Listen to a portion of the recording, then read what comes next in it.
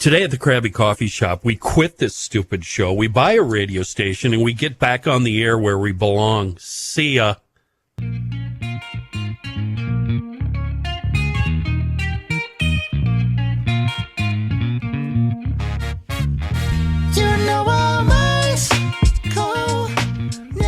That statement inspired by something Tom Barnard said on his Twitter account, who just happens to be our guest today. Hi, Tom. Hello. How are you? It's Tommy B. Thomas Barnard. I love what you're doing on Twitter, and I want to talk about a lot of what you've been saying. But first, I want to bring up something that might make you mad. How about that Twins game last night, buddy? Boy, look at the time. Kenny, honest God, I got to be honest with you. I am such a huge Twins fan. I know you are. The Twins. Yeah. I can watch until somebody else takes like a 5-run lead, and then I got to go. Yeah. And then, of course, they come back and tie it up 5-5, and the Twins lose anyway 6-5. Is that what happened last night? Oh, in the ninth, yeah. Yep. Oh, it was so hard. Now, we were just. Can I ask a question for those of us who don't know? Are the Twins good this year or not? Oh, God. Amy, I don't know if we should address this with Tom because you might really take this shit personally. Yeah, he's going to dump the whole table over. You really take this game and this team personally. I absolutely do. I've loved them. Well, again, I think where to start there is the fact that we used to have a great basketball team here.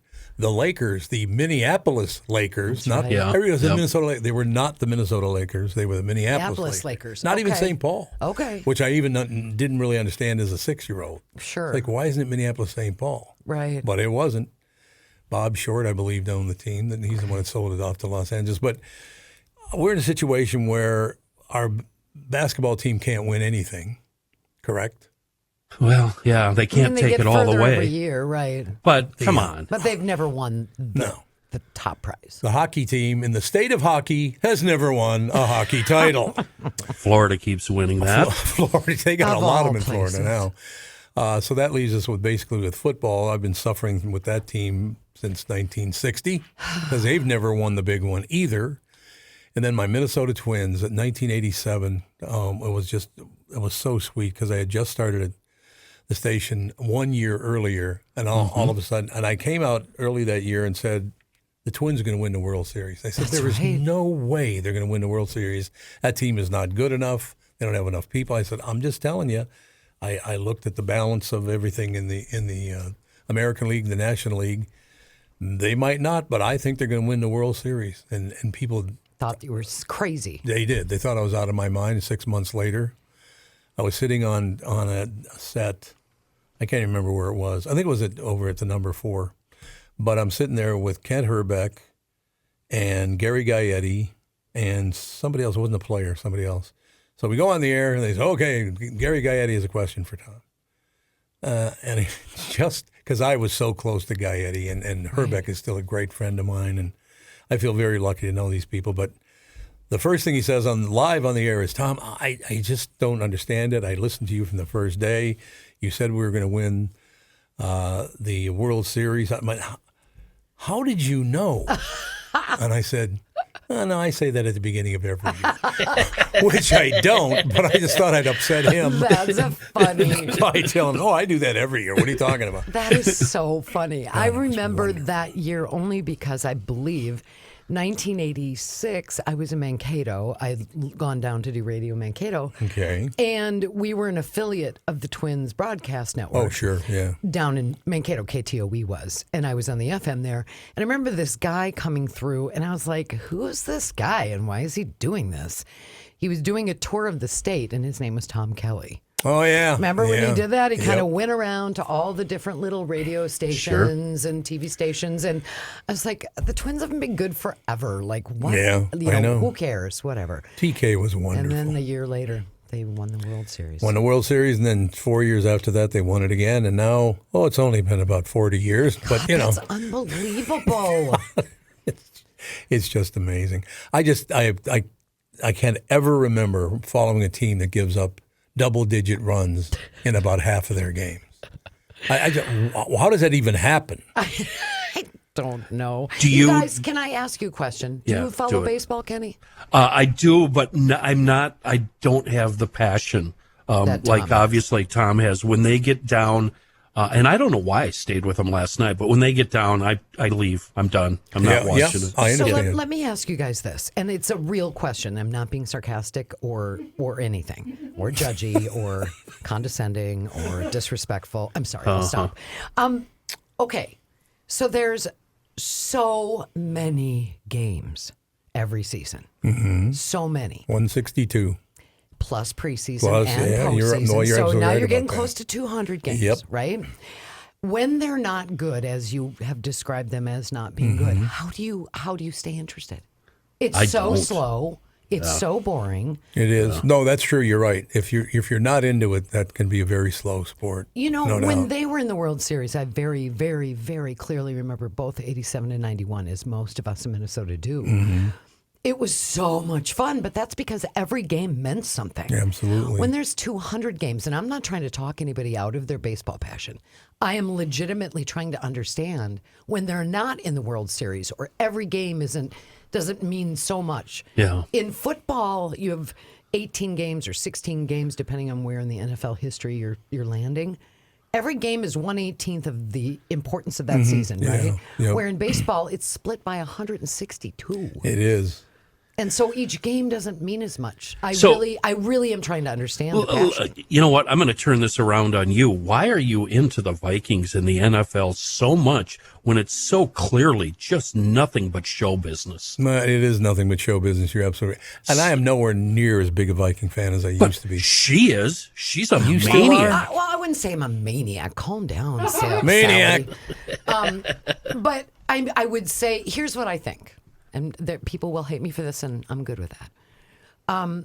I just think football is an unbelievably, whether it's college or NFL, it's an unbelievably complicated, complex sport played with so many people and so many things can happen. Where now I'm really going to piss people up. Here's basketball. Bounce, bounce, bounce, shoot, made it, great. Bounce, bounce, bounce, shoot, made it, great. Bounce, bounce, bounce, shoot, didn't make it. Okay, I don't disagree. Okay. Hockey, skate, skate, skate, shoot, No, didn't get no, it. no. Skate, skate, skate, No, shoot, this didn't is get where it. this is where you're wrong. Skate, skate, skate, oop, I gotta go. The greatest. It's 100% seeing into the future. That's what hockey is. Yeah, Explain. You have to be in the right place at the right time. That guy passing you the puck has to know you're going to be there. There's no communication there. You just know it. You feel it. You're in each other's head. You work as a well-oiled machine when it works, Okay. which is, rare. So you're watching five guys on the ice, or six or nine or whatever it is. You're watching them. Jesus. And they, so you're watching these guys, and Yeah. you're watching them play inside their head. I am. That's exciting. I constantly ask myself, how the hell did he know he was going to be there? And how did he know to lift his stick and tip it in like that? Mm-hmm. It's amazing to me. I know. I say that about magic acts sometimes. Like, wow.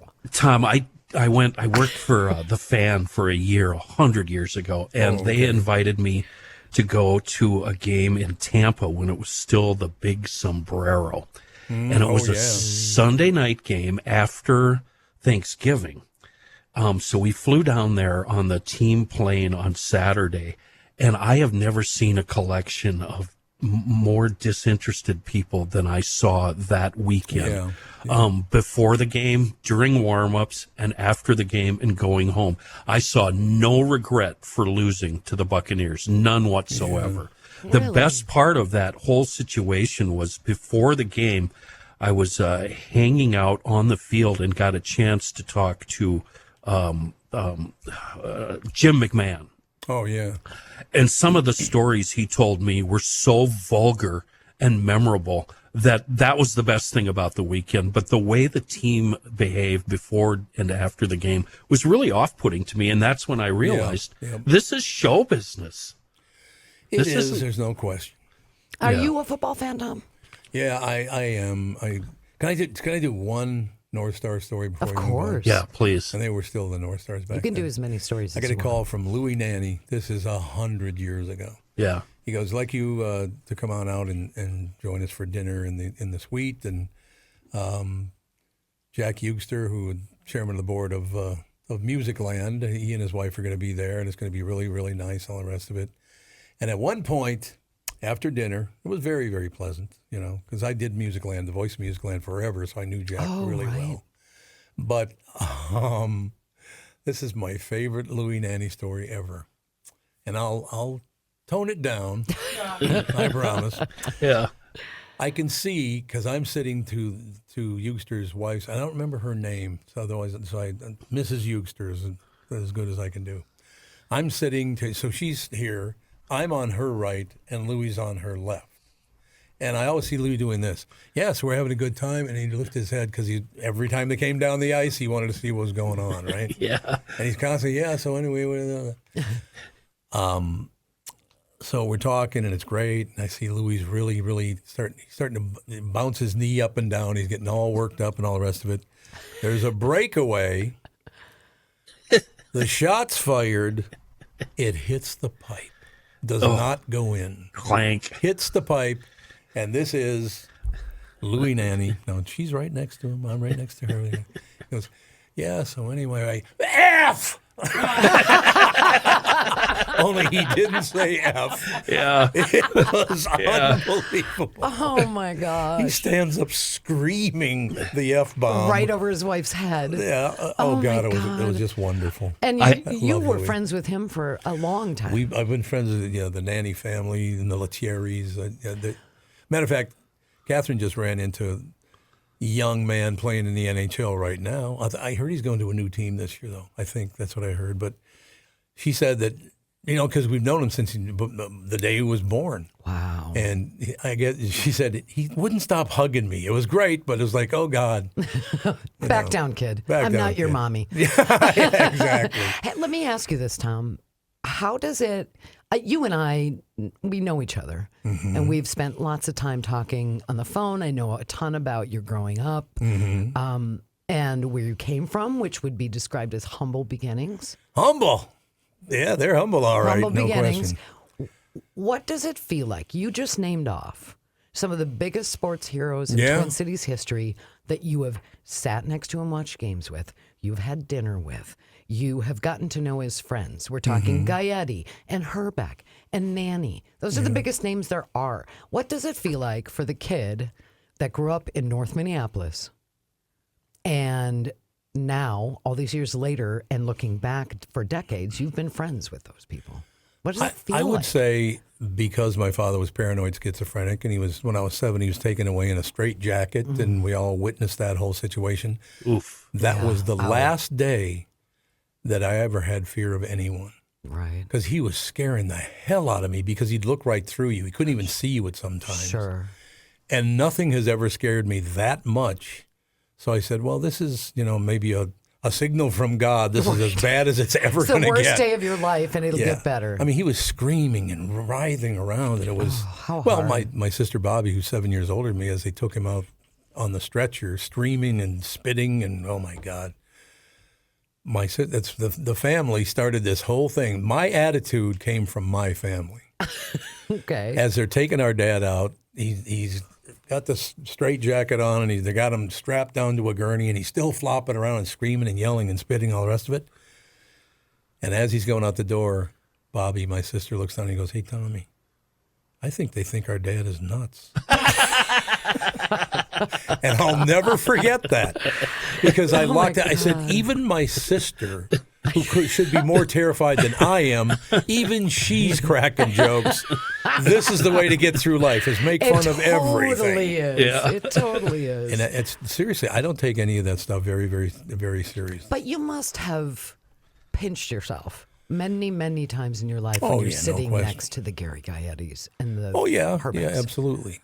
Having dinner with the President of the United States, and all the things that I've done, but I think part of that has to do is that nobody intimidates me, and I'm not scared of anybody. You don't like me. Except well, me. you're terrifying. That is That's true. everybody. That's an everybody deal there. Definitely. No, I feel very, very lucky in that, to just not go too deep with it, but 2 of my great uncles and one of my uncles were murdered. Right. And to watch your family get bumped off like that.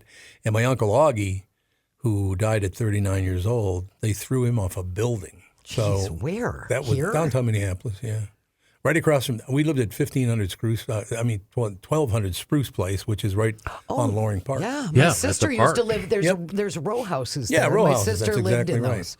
That's where we lived in the big brick building, and it was wonderful and all the rest of it. But the trauma was so frequent until I was 7 years old and they took him away that I just promised myself, I am not going to let anything intimidate me. I'm not afraid of anyone. I'll just go forward, and if I make it, I make it, and if I don't, I don't. That's just the attitude I took. I'm not gonna sit around and oh, you know what my dad did? Yeah, he's an asshole. I know exactly what he did. I know precisely what he did. Right. I should say, however, because it's very, very important to my story, that when my father was hauled away, Andy Fisher's father, Mr. Fisher, Mr. Laurent, Mr. Lundeen, Mr. O'Brien, the fathers in that neighborhood came forward and said, Tom, don't worry about it. We'll take care of you.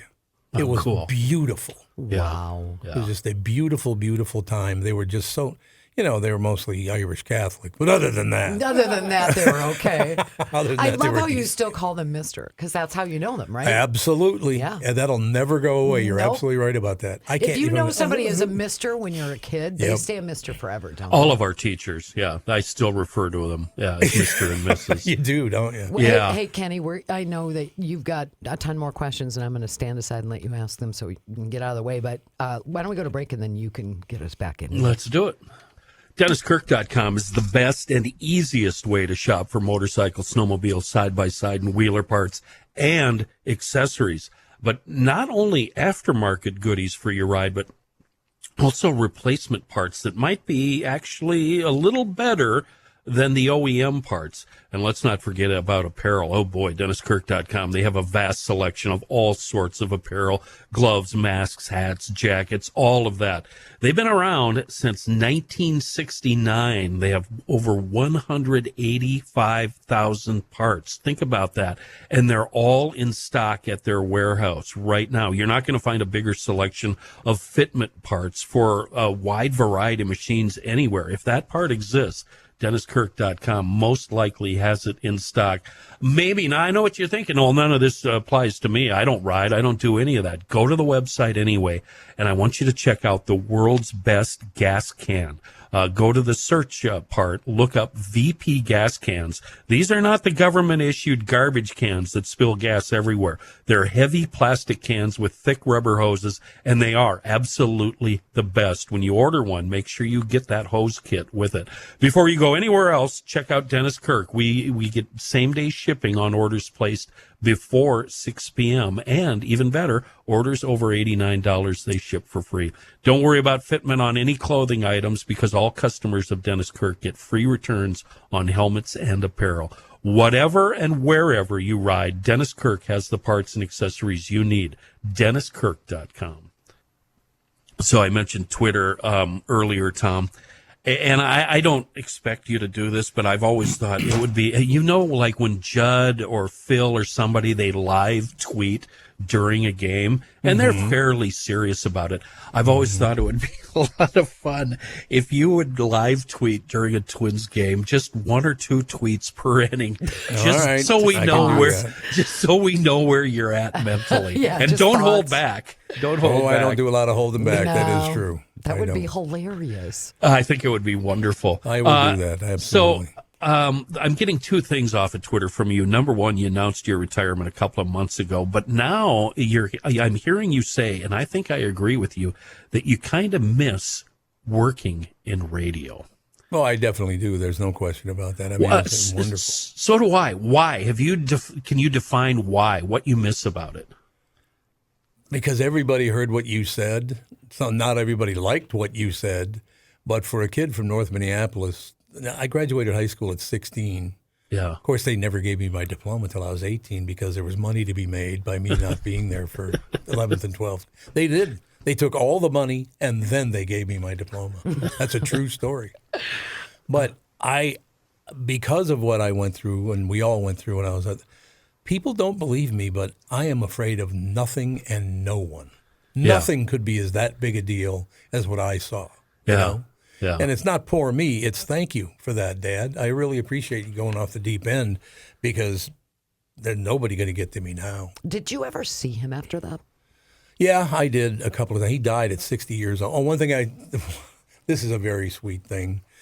I saw him a few times here and there, but it was never about me. He just happened to be at the house. They don't hold everybody and all the rest of it. But he, boy, I tell you, he was a brilliant man is the sad thing. Very, very intelligent, very smart guy.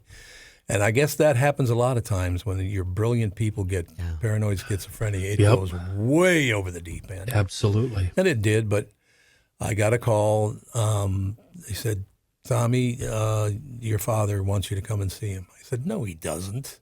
I said, yeah, he actually requested you come and see him. I said, he has never requested I come and see him. They said, no, it's true. So he was up at, what's the name of the hospital up there? And I was trying to think. That doesn't matter what hospital it was. But I get there. And the funny thing about it is he and my mother had been divorced for I don't know how many years, many, many, many years. And I walk in, and my mother's not there, but there's a Catholic priest there. Oh, boy. My father was not Catholic. Uh-oh. So my mother still sent, my father was a Baptist, my mother was Catholic.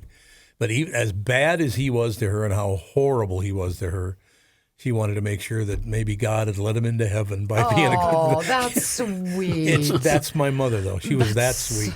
And that's the biggest thing for you. What I've learned about you since I met you a couple of years, 3 years ago, is that your mom was sort of the linchpin for your being, and linchpin's the wrong word. She was the stability in your life. No doubt about it. Right? No question. Talk about her. Very, very hardworking woman. I do tell a story once in a while. She worked at a place called, well, first of all, it was Kilroy on Plymouth Avenue, where she first worked there. And I'm sitting around with my sister Vicky, who's 2 years older than I am. We're about, I don't know, I was maybe about 4. She was about 6. All of a sudden, there was a news flash. Ladies and gentlemen, we now go to the scene of a robbery, Kilroy Cafe. And the first thing we see is my mother coming out the front door with her coat over her head. She didn't want to be seen on camera. Yeah. And I said, did Mom rob somebody? Because she's covering her head. You know, I'm 4 years old. Did Mom rob somebody? That's what mobsters do. All the mobsters taking care of it. I had no idea Mom had it in her. I'll be able to hit her up for a few bucks tonight. That'll be great. You know, get me out of a jam. Finally. But I mean, honest to God, these situations. But so Kilroy, she was there for a long, long time, and then she went up and worked at a place called Kokomo's on 26th Avenue North. Oh wow! And I was 16 years old by that time, and I had a job. And once again, my father gave me a gift that I'm not afraid of anyone. I will never be afraid of anyone as much as I was of him when he lost his mind. Right. But my job when I was 16 years old was to stand out in front of Kokomo's and look through the window. And if somebody came out, I'd go, "You didn't tip my mother." They go, "What?" I said, "Get back in there and tip my mother." That's how she made her money, because I sent kids, you know, because by the time I was 16 years old, I was like 6'1", weighed about like 250. So they didn't know I was only 16, and I had no fear of them whatsoever. But it wasn't about them being bad. It was like, do not insult my mother. Right. So it wasn't about them. It was about my mother. And it worked out pretty well. I didn't have to do it for very long. She said, yeah, they're all doing it now. You don't have to come around anymore, so don't worry about it. You've got them all trained. Got them all trained now. It's a good thing. But yeah, that part of that whole thing is the men and women that I talked about earlier. The parents of my great friends went way out of their way to be nice to me. It was just it was a wonderful thing to see, you know. Did you? The three of us went to Brown Institute, right? Yeah. You went, didn't you, Tom? I did, yeah. So How did I. soon after your graduation at 16 did you get into radio? Did you know about? You knew right away you wanted to do it? I did. And well, I found out here's the way I found out. I'm 15 years old. I'm at Cleveland Park in North Minneapolis, and I'll never forget this moment. A guy came over and said, "Hey, your mother's on KDWB." And I said, "What?" He said, "Yeah, Sam Sherwood." I don't know if you guys remember that name. Remember the name. Legend in radio. AM 63, KDWB. That's exactly right. Yeah. Yep. So Sam Sherwood's on the air with my mother's on the air with Sam Sherwood, and they're trying to reach my brother Terry, who was in Vietnam. It was one of the holidays, whatever it was. My brother Terry served 2 tours of Vietnam in the United States Marine Corps, and that was quite something to watch too. I'll tell you that. I bet. It was indeed. I didn't piss him off, I will tell you. I went on. Hey, Okay, so Terry, you were good to scared see of one other thing, right? Well, yeah, Maybe it was pretty. There was a lot of fear there. There's Yeah. no doubt about. Well, those guys. So your mom on the radio was an inspiration, or Yes. So Sam Sherwood's talking to my mother. I don't know how he ever found it because we didn't know him, and my mother didn't know any of those people. They didn't know her. She just happened to be one they picked. They said, we're going to get a hold of Terrence Barnard. He's the son of, and he tried to say her name. Her name is Theophilo, which means the love of God. Which is great to have your mother named the love of God anyway. yeah. Thank you so boy. much for that. That's not scary. But everybody called her Toots because they couldn't say Theophilo. All right. So they just called her Toots. So he's talking to Toots Bernard. We're going to try to get a hold of your son and blah, blah, blah, blah, blah. And I'm 15 years old. I'm standing. I said, that's what I want to do. These guys going to reach across the other side of the planet to get a hold of my brother. Right. Cool. That's what I want to do. And that's Yeah. what inspired me to get in this business. Yeah. And you know what's funny about that, Tom, is just because you wanted to and just because you were inspired Mm-hmm. doesn't mean you would necessarily, so did a lot of people, that you would necessarily have. At the time, true. the voice made a bigger difference than it does now. Yeah, that's true. You had to have the voice for it back then. You had to have the personality for it back then. You had to be willing to live in poverty. Oh, Because yes. none of us got paid, and we still don't, by the way. P.S. That's true. But that wasn't a certainty. Just because you wanted it, that doesn't mean it was No. going to happen.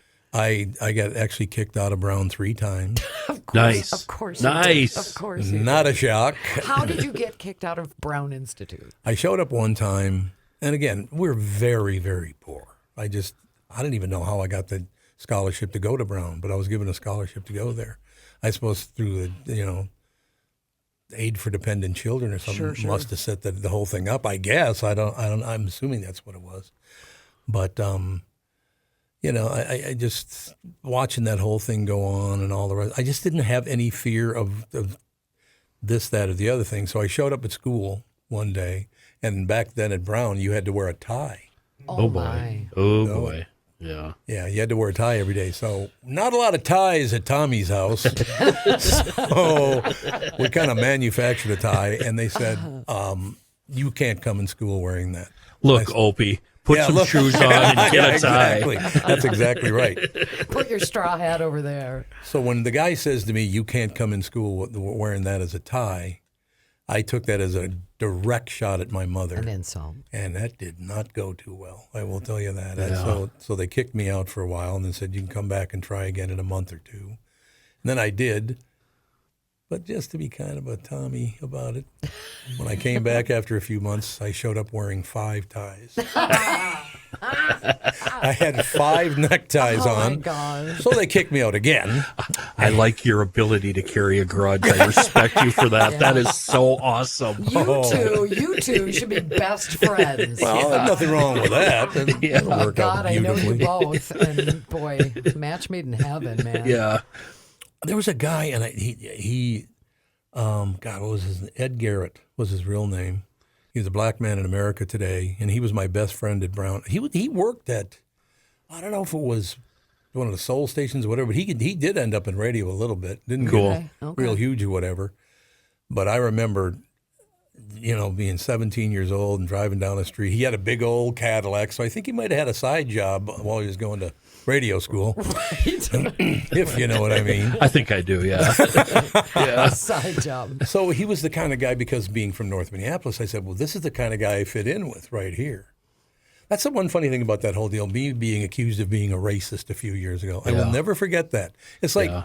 really? You Yeah. really think that's the case? Yeah. You can't be that stupid. It's usually people that don't know the whole story Well, that of make course. those sort of accusations. Right. Yeah. Right. But see, what I love about people is you'll hurt them anyway. Yeah, no matter what. Example of that. You know who our guest on Friday is on the Tom Barnard Show? Who do you got? Neil Justin. Oh, Oh. we just talked to Neil last week, right? Yeah. Yeah, he said he was Yeah. coming over here. Yeah. Yeah. he and I should be absolute enemies. He's called me every name in the book, and I've called him every name in the book. Yeah. We've become friends. Yeah. Right. Because we've lived different. That's the one thing I'd like to tell people. We didn't all live the same lives. Right. Open the door a little bit. Not everybody is, whether it's Democrat or Republican, is not the only criteria. Yep. Just settle down, for God's sake. But yeah, I'm looking forward to seeing Neil. Neil's taken some massive shots at me. There's no question. He was really fun to talk to, and he's been he's a with good the guy. paper for so long. That makes me nervous too. I know. He was We great. had remember, Amy, we had John Hines on, and Johnny. after, and you guys competed. Well, you worked together, and then you competed against each other. And after we were done, he dropped this bomb and said that he lived on your couch. I think he did, said on a couple of occasions that you bailed him out when he couldn't, I don't know, pay rent or didn't have a place. He got divorced. Well, there's only like 4 or 5 of them. Yeah, right. 3. He goes 3. One of the many. But John Is and that I. true? What? Is that true? Did he live at your house? Yeah. while he was in Absolutely. Between marriages. Absolutely. John and I became very, very good friends. Although what you just said, Kenny, is hilarious. It just popped in my head because I called him about a month ago. Yeah. And I said, why don't you come on the show? And he goes, because the last show I was on against you, I had a 19 share. We were doing really, really well, and you screwed it up. I'm like, oh, yeah, thanks. He is such a sweet guy. Oh, he's a great. I love John. Send me Hines. A lot of guy. people don't realize that we, we used to compete against each other, but we're all friends. Yeah. you know. All right, Yeah. I want to ask a Tom Barnard, John Hines story for my Here it comes. notification. The story that John tells is that when WLOL got to number 1 for a point in time, they were celebrating, and he sent you a fax about he faxed you the ratings, and in return you faxed him back your check stub. Is that a true story? That is true. Yes, it is. Thanks for bringing that up. It makes me look really good. No, that makes you look awesome. that is Well, awesome. thank you. I can turn back into the camera now. Agreed. I did. John does That's tell that story. awesome. I love Oh, really? that story. You got a 19? Look at this. Yeah. Congrats, little guy. I was lucky enough to work with Bergie. And Bergie's a good guy. I still carry this burden with me. I know that in his eyes, I was just a pair of clown shoes. And one morning he pulls me aside in this really laid back Bergie tone, and he goes, you don't have to say 9 a.m. in the morning. Just say 9 a.m. And I think about that, Tom, every single day. Every that's day I so think funny. about that. Being corrected by Bergie. And those who don't know, it's Bob Berglund. It was Hines and Berglund in the morning. Yep. Was Hines and Berglund LOL's in the morning morning. show. And by the way, if you also didn't know this, there was a place called, what was the bar right across the street? Oh, it's the guy who now owns Cove and all that stuff. Across from WLOL. Downtown? I don't know. What was the name of that place? Doesn't matter. Strip club over on West 7th. Oh, there were a couple of those over there. There's no question about it. But So funny. But the thing about that whole deal is it just, to be around those guys, Hines and Berglund, there was some inhaling going on of Yeah. substances, some inhale, some drunk. I mean, I saw, whoa, they were hitting it hard, baby. I wasn't going to talk old radio, but it's always fascinated me. I can't help it. The difference in the way the shows were done, they're two vastly different shows. Hines and Berglund compared to you. The first time I heard you doing a morning show, the first thing I heard was you shuffling newspapers in the microphone. You were actually opening up the paper and you were reading the sports section to us. And as soon as I heard that is such amazing theater of the mind that I was instantly hooked right away. I knew I don't want to be Wally Walker. I want to do talk morning radio. I knew right away. That was my father again. The intelligence of my father. We all inherited some of that and the craziness too. Don't get me wrong. I understand that part. But that was the whole deal. And I didn't even know it was theater of the mind back then. I just said, if we're not going to be on camera, you got to let other things happen. It's going to have to be audible signals, whether it's the newspaper or I'm going to have a sip of water, hold on, and you can hear them taking a sip of water. Yep. It connected with them very, very, instead of, I'm a listener here and you're here. Right. We're all here together. Right. That's Which what really, I'm- don't you think, is a precursor to where we are now, which is podcasting has sort of democratized and changed the way we do content on the radio. Are you a fan of podcasting, Tom? I don't know if I am. I do 2 of them, and I don't know if I like my Wow. job or not. I'm reconsidering that I carved this hour out of my day. Amy, it's so different and weird. I'm no longer, well, what's weird for me is we're not slaves to the clock like Yeah. we used to be. Yeah, that's correct. And yeah. it's not that's live. It's that's not live. odd to me. I would say this: the one thing that you are going to like about podcasting is radio has got maybe 3 years left. Seems like it. It's not going to be much longer Oh, than that. we could debate this with Amy in my talk. Oh no, I understand that. I mean, I'm talking about like big time domination of radio. That's what I'm talking. Yeah, radio will always be around. I mean, that Yeah. situation. And Ginny Hubbard will own it and run it very well. She will. That's right. Don't tell her. I said, call her. Tell her to get down here. I'm telling you, you're doing a horseshit job. As far as serving listeners, I think and I really appreciate small time radio in small markets.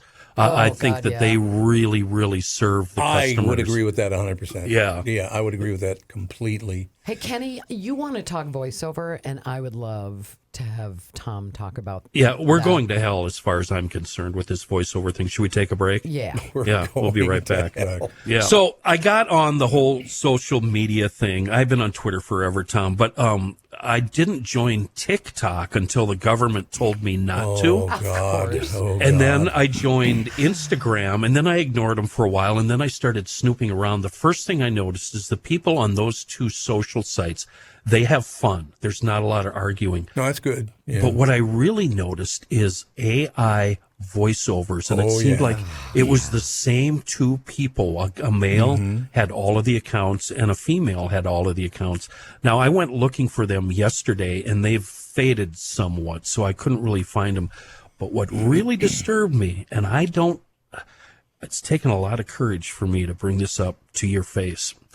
A friend of mine sent me an AI-generated clip of you saying stuff in an AI, just a segment. It was a fun little thing. You were talking about a mutual friend of ours, actually, and it was fine and innocuous and not a big deal. But I found that so disturbing. And I said to him, God, I hope Tom doesn't find out you have this because, and blah, blah, blah. And I really came to your defense. How do you feel about that? That really pisses me off. Well, it's interesting. There, you remember Creation Audio over on 26th and Nicollet? I remember the studio. Yeah, I do. I was in there doing the spots. I mean, I literally, and back then, by the way, I should mention this, it wasn't the smooth style they do it in now, although nobody does voiceover anymore. But if I had to do something in Chicago, I had to go to Chicago. I had to go to Los Angeles. Oh, had to I go to New remember York. those days. You were on Absolutely. a I do plane too. every day. Every day I was on a plane going somewhere. Yeah. I'm at Creation Audio, and I'm cutting a spot. I don't remember who the spot was for, but we ended up cutting a few spots and all the rest of it. And the next day I got in my car, and one of the spots was on the radio in the car. Yeah. And I'm listening to it, and there were 2 lines in it I never said. Oh, That was a little scary. how long ago was this? That had to be at least 25 years ago. It was a Moog synthesizer they used. They actually Really? used the Moog system to do that. Wasn't, AI back. Well, I suppose it still is AI back then. Right. But yeah, I mean, it was me, but I never said those things. And that's the other thing, by the way, that scares me. Because they now can ship to everybody things that you never said, but it's you saying them. And so That's many terrifying. people. Yeah, people believe it. They do. Yes, they absolutely do. I could tell it wasn't you because your tone was. I know you probably don't have to anymore, but it sounded like you were pre-reading out loud. When I pre-read out loud, there's no emotion. Yeah. And that's what it sounded like. No emotion. I wonder where he got that. I don't know. He created it himself. Oh, he did create it from He AI. somehow got a snippet of you, and then you type in the words, and there's Tom Barnard saying stuff. Over the years, working the morning show here at KQ, This I is have it. heard a lot of great guitar players. There's a guy that is living up in Park Rapids Lakes area. He is probably the best player that I have This heard. is, yeah, this If you is haven't it. heard Jeff Tweeter play yet, you haven't heard a real I guitar never player. said this. No. The thing is, Isn't that you know what's nuts? wild about that? You're not lying. The guy, well, he's not a kid anymore. He's all grown up. He's a really good guitar player. And that was supposed to be the joke between my two friends. Listen to what Tom said about you. But isn't that frightening? It's terrifying because they can have you saying some really horrible things, Yeah. and you never said them. I remember, Kenny, you sent that to me. Yeah, Tom and I had worked together for the last months ago. 3 Months- years. yeah, months and months months ago. ago. You sent Yeah. it to me, and I can, as anyone can who just heard that, it sounds like Tom for sure. Oh, yeah, And if you're it not, does. if you're not really, really, really like deep into knowing Tom, that could pass for real. There's no doubt And about it. I was working with you Absolutely. every single day, talking to you every single day, and I was like, I can hear little differences, but not enough. Not enough. Okay, Daniels, you're running this radio station. And you still have Rocco, a real person, Yeah. doing your production, doing commercials, doing tags. Are you using AI voice just for tags like available 9 to 5, blah, blah, blah? You know, it's No. the last 5 seconds of No. an ad. No. Why? What if you can do it for nothing? Well, that's not the best. And I'm not criticizing, but it's not the best example because doing a tag doesn't take that long. I mean, what AI, where it scares me is the kind of like jobs in this business that take a lot of time that nobody really wants to do. What about voice tracking? I was offered a voice tracking job a couple of weeks ago. I turned it down because it's morally reprehensible to me. Right. But you no longer have to hire somebody to voice track. Oh, and we should just give us a brief. What is voice tracking, Daniels? Well, I mean, we don't do it on my talk for obvious reasons. It would be impossible and it wouldn't make any sense. But music radio. For music radio, you can record when you're listening to music. This doesn't get done in morning shows or high personality afternoon shows. But if you're listening to a show that's basically a whole lot of music, and the person that comes in and talks is relatively brief every 3 or 4 songs, Yeah. that can be recorded in advance. Right. And then put into a musical, Yeah. into an automation system. Yeah. And that's what we call voice tracking. Yeah. How do you feel about voice tracking, Tom? Well, I don't do a lot of voiceover anymore. I will tell you that. Right. You might hear me doing it, but I don't do it. Right. It was Yeah. about 10 years ago, there was a station in northern Wisconsin that didn't have any live jocks, or maybe it was northern Minnesota, but they had you doing all the cut-ins and the liners and the ads. It was pretty cool, actually. Yeah, I wonder if I ever did them. I was just going to say, did you ever get paid for that? Now I'm wondering. Yeah, I'm was wondering if that that me? Yeah. Well, we've always had the ability to run back content by automation. I remember, and I'm sure Tom and Kenny, you remember. Do you remember seeing some of the stations, especially in a smaller town in Mankato? I remember this. It was like a giant rack full of what we called carts. Yep. They were like an 8-track tape kind of Yeah. Yep. big Yeah. cartridge, and Yeah. this big round rack would have Yeah. all these carts, what we called carts in it, and the machine would turn that big thing, and it would, those would be inserted into the playback units, and that's how they ran automation. Oh. Now it's just electronic files. Oh, I've never been a part of that. It was always Yeah. me grabbing 6 carts and then Yeah. doing a 6-cart intro. No, they used to actually have those same kind of cart trees, but they would feed into an automation system. We have the same systems now. They're just digital. Yeah. So there is a system out there. There's several, but there's one in particular that I've seen a demo of that can give you, if you wanted audio, it can give you 100 different voices doing that copy. And it goes right into the log and on the air. That's not right. So I have a question for you. I guess it's a newsroom question. How can they ever convict anybody about doing anything threatening ever again? All you got to do is, that wasn't me. What are you talking about? Yeah. Right? I mean, seriously, that's creating a lot of problems for the law, too, I would imagine. Yeah, absolutely. I never said that. It's like, And I've noticed this on social media, and not so much anymore, but people say, oh, I was hacked. And that was an easy way out of it. Right. Speaking of that, I wanted to bring something up with you regarding Twitter. I like that. The word hack and me. I read the couple. And me saying, speaking of that, Speaking of that. Speaking you of hack. hacks, Speaking of hacks. How do you feel about this? A NASCAR spotter, a guy that sits on, on top of the bleachers and talks to the driver. He made a tweet about how miserable he was being in Mexico a few weeks ago. And here's the tweet. I'm ready to go home. Screw this place. People can talk it up all they want. You can't even walk out the front door of the hotel without getting hustled and money snatched in less than 5 minutes. Good area, my ass. That got him fired. Why? Because it was not a positive NASCAR approved message on his private account. That's where we're at. It's so sad. No one can. Well, to re-reference that whole thing about me being a racist and blah, blah, blah, what I actually talked about was a woman who took a baby and stuck its head in the toilet and drowned it, right? Yeah. And they led the story by saying a woman not from Minnesota. I said, look, this is Minnesota now. We got some rules here. You don't drown babies in the toilet. You got it? Yeah. You want to do that kind of stuff? Hit the GD road. Got it.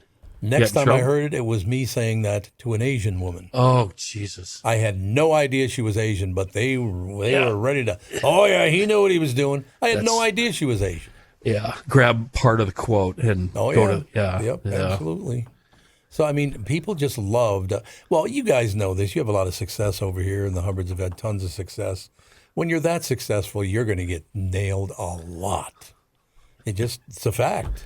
Well, and here's the other thing, guys. I mean, I hear about this a lot, and I always think, if you could say, I've had this conversation with my son. You can say and do whatever you want. That's the truth. You also have to deal with the consequences. If you're going to work for a corporate entity that exists to make money, that's what they do. That's their purpose. If you do something that they perceive, which is they get to do, that they perceive is going to impact their ability to make money, then you might lose your job. Yeah. I guess you're right. Yeah, it's America. That's how capitalism works. Before we go, would you ever consider mentoring or teaching young broadcasters, Tom? Yeah, I would. Absolutely. The reason I ask is back when you were on KQ and you had a room full of people and a new kid would roll into my talk and run whatever show it was. And, they've got high hopes and aspirations. And I'd tell them what you do is listen to the Tom Barnard show, listen to the KQ morning show. And the first reaction will be, well, and I said, no. Forget everything that they're saying. Listen to how they say it. Listen how they give and take and go into breaks, out of breaks. Learn the craft, the mechanics of the business. And I think that's the most important thing any kid can learn. No question. Because I was always amazed. You got 5 guys in there and you're not stepping on each other. That blew me away. And people who aren't in the business don't realize that's almost impossible. Well, I had a 44 Magnum. So. Warning shots always work, don't they? Here's how we're going to do it. Well, I think we're done here. Yeah, okay. That's the best radio advice I've ever heard. Can you come over and do a show with me one day? All 3 of you. Of course. You should That'd be come fun. over and do it. I would love that. Yeah, and I'm dying to meet Catherine. Yeah, and your kids. Yeah. Why don't you bring her up? I'm not going to see her till tomorrow. I've been Thank you weeping very for much, 4 Tom. days. Thank you. Thank you, Tommy. Thank you. Eyes closed. Odds against me when I go. 777 retire, and you can bet on